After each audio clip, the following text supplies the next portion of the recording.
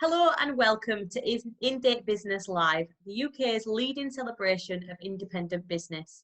I'm Hannah Cockroft and I'm delighted to be here as we show our support and appreciation for the UK's 5.8 million small businesses. Some of you may have seen me on your TV competing over the years as a para-athlete, but I'm also a huge advocate for independent businesses and I really believe in celebrating those doing great work.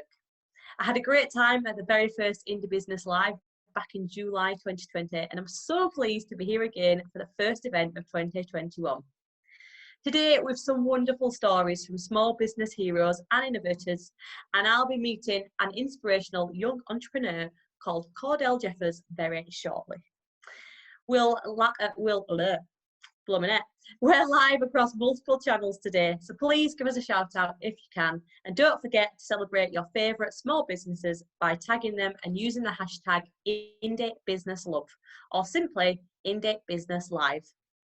The website is indatebusiness.live, and as well as a fantastic directory of small businesses you can support there, you can find a small business resource centre of tips and advice on everything from finances to mental well-being. If you're a small business owner, don't be shy in celebrating your business. Please say hello using the hashtags and we will, of course, make sure we reshare your posts. And you can find us on social media, on Twitter, we're at indie_biz_live, Instagram, indie_business_live, or we're on Facebook and LinkedIn at Indie Business Live. Now, I'm really excited to chat to our next guest. His name is Cordell and he is an entrepreneur, speaker and mindset coach who, following a turbulent time at school, transformed his life and his career. He was supported by the Prince's Trust and will be here more on the brilliant work they do very soon. But for now, a massive hello. Hello and welcome. Thanks so much for joining us today. Thank you so much, Hannah. We can't wait to hear all about your journey. How are you doing? I'm great, thank you. And it's an absolute pleasure to be here today speaking with Hannah, because obviously I've looked into all the great work you've done over the years. And I just want to say it's an honor to be obviously speaking with you today and to be invited onto this platform for the Indie Business Live as well. So thank you so much, guys. No problem. Thank you for joining us. So can we start at the very beginning? And can you tell us a little bit about your life growing up in inner city Birmingham and the challenges you faced as a teenager? For me, growing up in inner city Birmingham, for me, well, I'll take it back to school. You know, school wasn't a great experience for myself. I was dyslexic, so it was really hard for me to, you know, engage in the school system. I was pretty much in bottom sets for a lot of the work. Things like my vocal, my vocal ability, my communication skills was really good. Can I just bear with me 1 second? All right.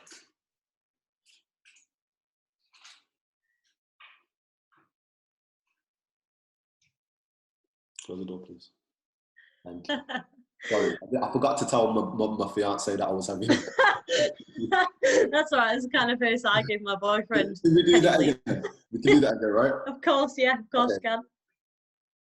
All right, yeah. So sorry about that, honestly. 1, 2, 3. Yeah, so Hannah, for me in education, if I take it back to my early days in education, it was quite turbulent for me. In school, I didn't get on quite well. I was always getting into strife, getting into trouble. I was pretty much in bottom sets for everything, as you know, I was dyslexic, so it was hard for me to keep up to everybody else. And you know, constantly getting kicked out of school, getting kicked out of lessons, you know, it became quite frustrating for myself. And then I just started to rebel. And then I just kind of started to play to the stereotype that the school teachers labelled me, and you know, it didn't go quite good.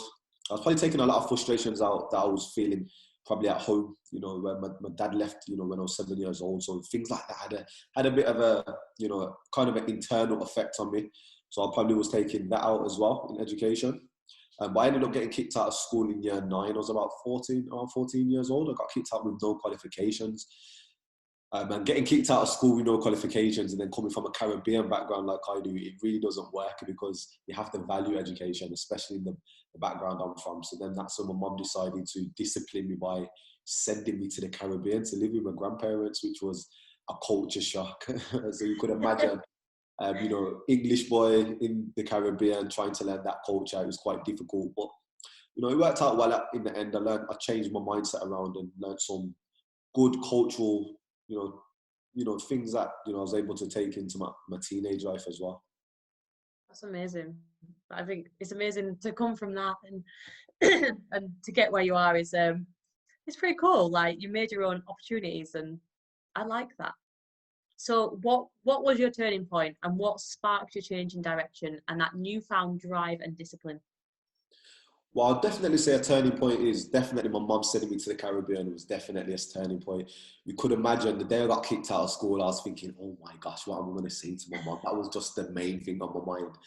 And then I had to go home. And then when I went home, I just remember my mum being quiet in the room. And I was thinking, what is she going to do? Like, she might give me a bit of a smack. Do you know what I mean? And so I remember going to my mum, and she was just calm. And then she goes, yeah, you're going to go to the Caribbean. Just casually, like that was just a normal thing. I was like, do you know what I mean? And you're probably thinking the Caribbean, and you're probably thinking rice and peas, jerk chicken, reggae music. Like, I'm gonna say, it doesn't sound like a bad thing. I wouldn't mind being sent there. When I tell people that, they're like, Caribbean, you had it easy, but like my experience isn't what people normally think. I was in an environment where poverty was, quite high, and seeing kids over there with no resources but still be very resourceful, that just changed my mindset. And I thought to myself, that I had so many opportunities back over here in England. I didn't apply myself. And then when I seen kids in poverty applying themselves with the only thing that they had, which was their education, it just gave me a mindset shift. So when I came back to the UK, I was still facing challenges. I was living in the inner city Birmingham in an area called Neutrals, where, gang culture is quite high. Knife crime, gun crime, those things, happen quite a lot. So I still had to face a lot of adversities there. But, it was when I went to college, a teacher gave me a book. He gave me a book called Think and Grow Rich, and a book called Rich Dad, Poor Dad. And I read these two books, and it just expanded my mind a lot, because I left my mum in the Caribbean. She went to stay looking after my grandparents. So I was going through, a real downtime, but I knew, if I apply myself in the right way, I can turn my life around and I can make my mum, proud. And, I just kept that at close to my heart. I always said to myself, my reason why will be bigger than any of my excuses. And, my mum and my brother, they were my big reason why. And I just started to do the reading. I read the books, and my mind started to expand. And yeah, I got into entrepreneurship quite young.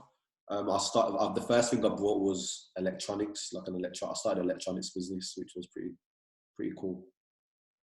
Bet your mom's super proud now. Yeah, she's proud now.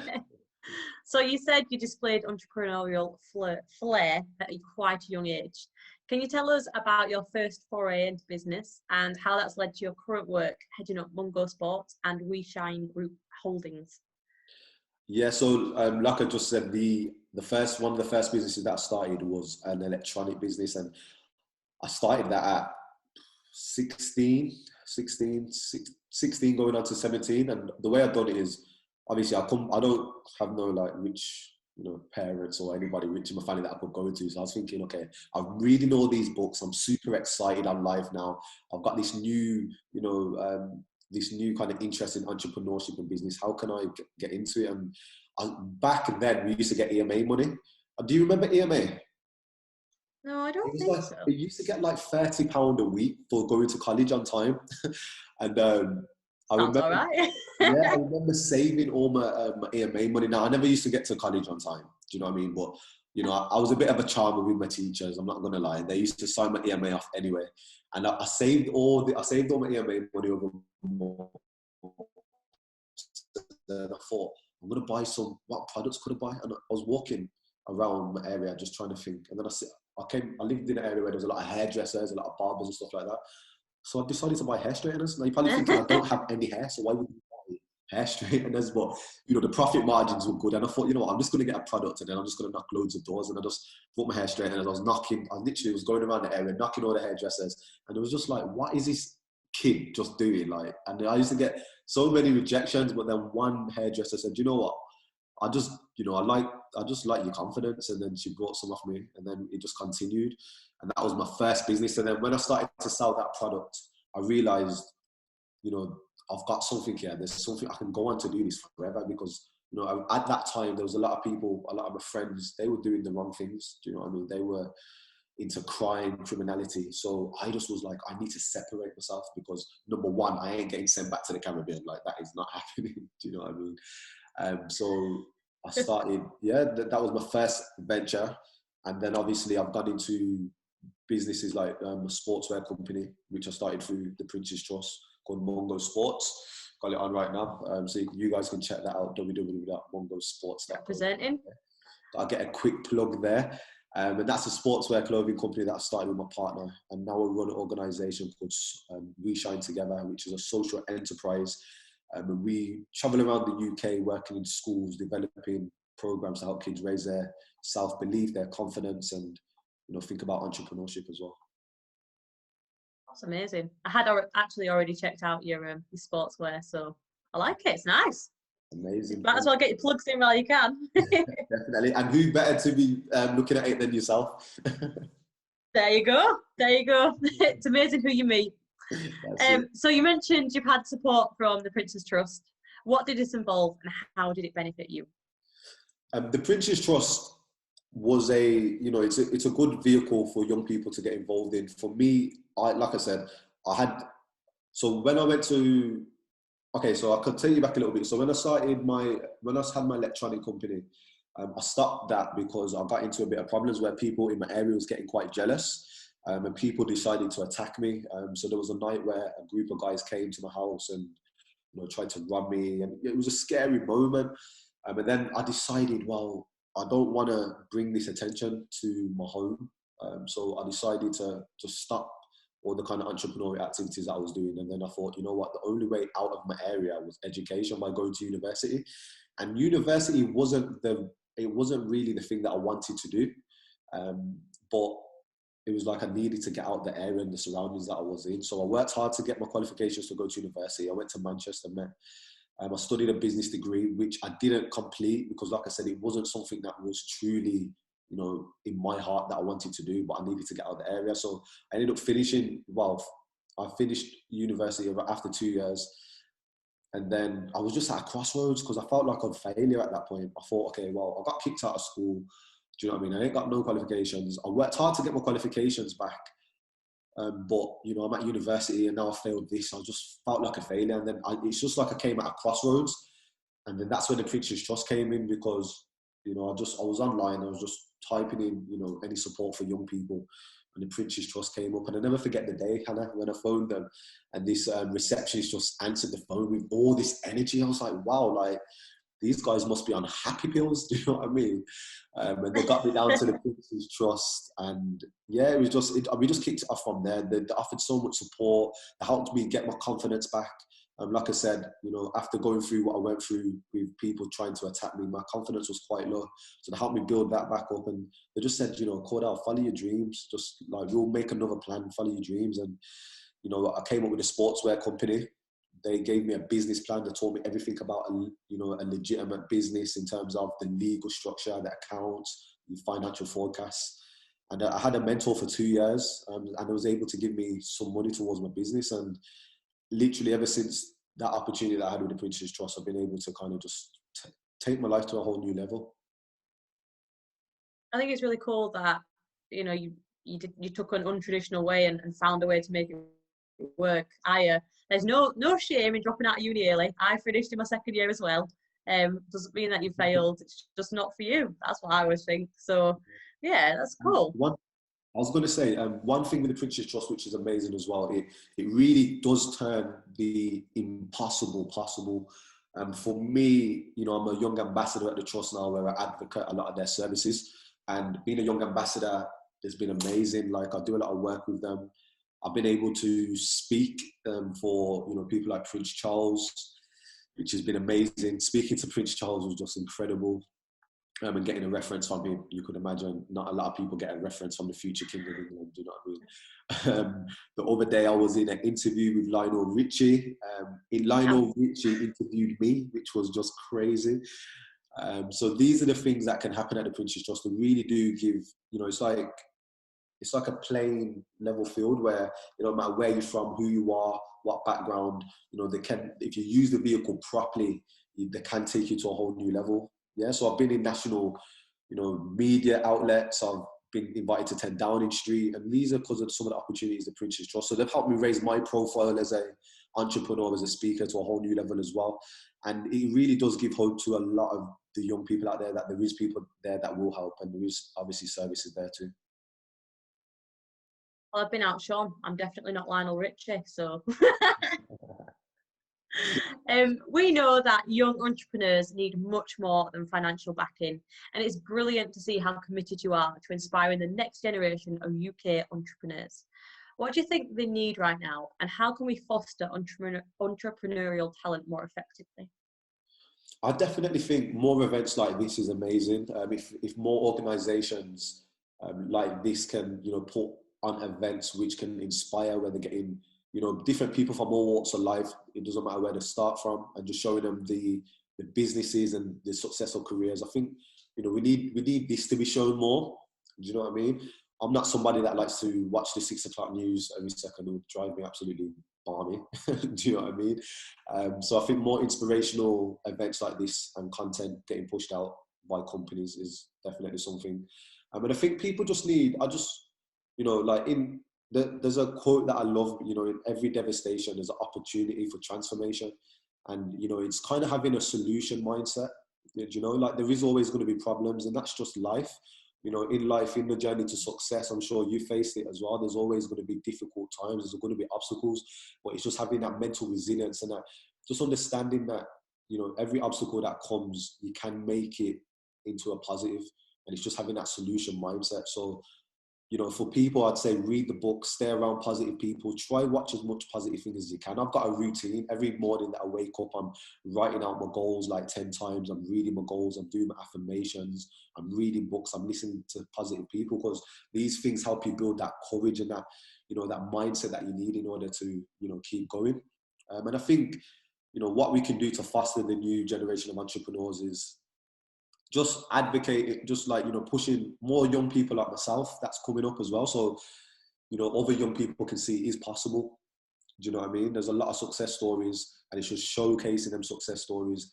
And it's also, for me, I think education needs to change just a little bit, because I don't think education fits for everybody. There is a lot of young entrepreneurs in education at the minute that would like me, that, can't really, their creative flair isn't matched for the education system. So I think there needs to be some changes around that. Just teaching young people life skills, teaching them how to think. Do you know what I mean? It's not about shutting your imagination off. I remember when I used to daydream outside the school, outside the window, and the teacher was like, "Stop daydreaming." But like that, do you know what I mean? It kind of shuts that imagination off. Do you know what I mean? It's good to dream. It's good to have, a bigger vision for yourself. And everything is possible. And I think, school needs to work a little bit more on, the education system needs to do a little bit more work on, making sure young people are, creating that wider mindset to make them think bigger than, their environment. Yeah, I completely agree. I think that, dreams take you half the way there. You don't win gold medals just sat in a classroom or sat reading a book. You've got to get out there and actually be brave and do it. And I think what you were saying about positive thinking as well, and writing your goals and going and getting them, that's been really important, especially in the last year. Obviously, COVID-19 has forced a lot or all businesses to adapt. Do you have any advice for even the most established businesses in navigating and adapting to the current situation? I mean, as a mindset coach, how would you recommend building some personal resilience? For me, personal resilience is really about, I would say again, it's really about having a solution mindset. And it's trying to turn, your losses into wins. Like when COVID-19 happened, even for me, it was a shock, because I was just thinking, because I'm normally on stages physically in front of, young people, traveling around schools or doing talks to organizations. And obviously events got cancelled. All the schools got shut down. So I was thinking, well, what am I going to do? It took me some time, but I just sat down with a pen and paper, and I was thinking, well, we ain't came this far just to get this far. Do you know what I mean? So we had to really try to adapt everything. And online, everything is online, and we do, I think, you know, when you're an older business, you can get stuck into the ways of doing things. So it is really about, you know, sometimes just letting your ego drop and just say, you know what, okay, I have to just adapt, and that's just how it is. You know, we're being forced to adapt at the minute, and, you know, the internet I've put everything online now. So I've been doing a lot of my work for schools online. I've been doing my talks, and I'm actually reaching a lot more people. I've done a talk the other day that was international in America, and it was, you know, over 30,000 people watching. You know, I was able to impact over 30,000 people, and I probably would never have got that chance if COVID didn't come and, you know, the world changed the way it did. So I just think, just have that belief, have that courage. Do you know what I mean? And I just think as well, which may be a bit, I don't know if it's too deep, but, you know, we've all got a destination. One thing we know that's guaranteed is, you know, that we ain't gonna live this life out. So when you feel that fear, just do it anyway. Just get out your comfort zone and just attack it. Do you know what I mean? Because there's no point playing it safe. What is the point? Because we've all got one destination. So just give it your best shot. If you've got a dream, if you've got a goal, you know, just go after it, man, and just really just push yourself, because, do you know what I mean? You don't want to be regretting at the end of your life, like, oh, I wish I could have, or, you know what I mean? They say, there's this quote that really gives me chills. It says, you know, don't let the graveyard rob you of your dreams and goals, because that's where most of them are. And you know, that's a powerful thing that I always think about. And it's just like, you yourself, you know, you've got resiliency, and that's why you've achieved what you've been able to achieve. You didn't let nobody stop you. And, you know, it's just, I think we just understand, there's just this champion mindset that just, you know, entrepreneurs and athletes and successful people have. And it's just kind of trying to adapt that and just understand, no matter what, I'm going to find an action plan, and we're going to overcome any adversity that comes our way. Yeah, and I think the important thing to say is anyone can buy into that mindset. You can get there and you can train yourself to think like that. It's not limited to athletes, and it's not limited to specific people. Anyone can do it as long as you put the time in and the work. That's it. I would love to say, what were some of the things you done to get into that resilient mindset yourself? I guess as a disabled person, you kind of have to have it. Ultimately, you get a lot of barriers put in front of you, a lot of the majority of my childhood was being told what I couldn't do rather than what I could. And I have incredible parents who just turned all that down. You know, I was told, mom and dad were told when I was born that I would never walk, I would never live an independent life. And here I am traveling the world representing my country. That wasn't really in the plan, I don't think. And they just taught me that when someone tries to tell you you can't, you've got to try. You've got to at least try, because you have to find out for yourself. And I think I just carried that forward. I hate being told I can't do things. I will always go out of my way. And obviously there's things I can't do. I can't jump. I can't drive a car properly, but I can drive it in my own way. I can't run, but I can wheelchair race. You've just got to turn it on its head. And I think it's just one of those things that you either learn or you don't live.